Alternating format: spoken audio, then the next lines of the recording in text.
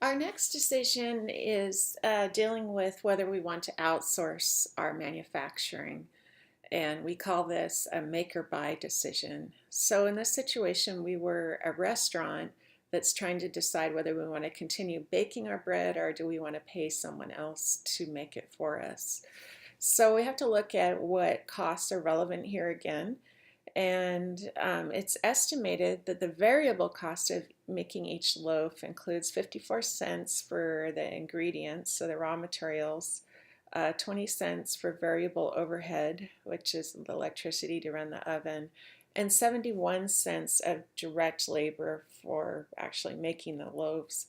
In addition, we have some fixed overhead, which is the depreciation on the kitchen equipment in the building based that's allocated based on direct labor, and $1.05 of that fixed overhead is allocated to each loaf.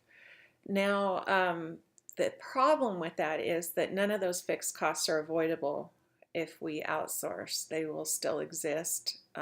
They're actually, some of them are sunk costs, so depreciation is a sunk cost. So it's not relevant for our decision, and we'll talk about that when we lay this all out. Now, the local bakery would charge us $1.72 to make the loaf. So if we did full absorption costing on what it would take or what the cost of the loaf is, we come up with $2.49, and it looks like it's more expensive for us to make it versus to buy it manufactured. But let's look at what makes up that total amount. It is the variable costing of the direct materials, direct labor, and then our manufacturing overhead. So $1.45.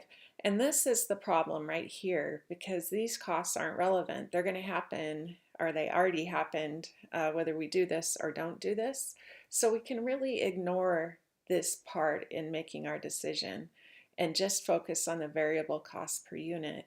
And you can see here that that is less than the $1.72 that we were going to get charged by the local bakery.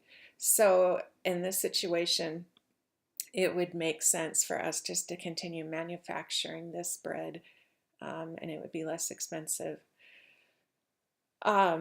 The other considerations are beyond just the money, which is the quality. Will the bakery, if we had decided to go with the bakery, would it be able to meet the delivery time requirements that we needed if it ended up that the bakery was cheaper? If we're not spending the time on labor and oven time devoted to the bread, could we be doing something more productive? And that ends up being an important consideration. Could we be doing something more profitable in its place? And also, what is the quality and freshness of the local bakery bread compared to what we do in our restaurant? Maybe it's better, maybe it's worse, but we need to consider that.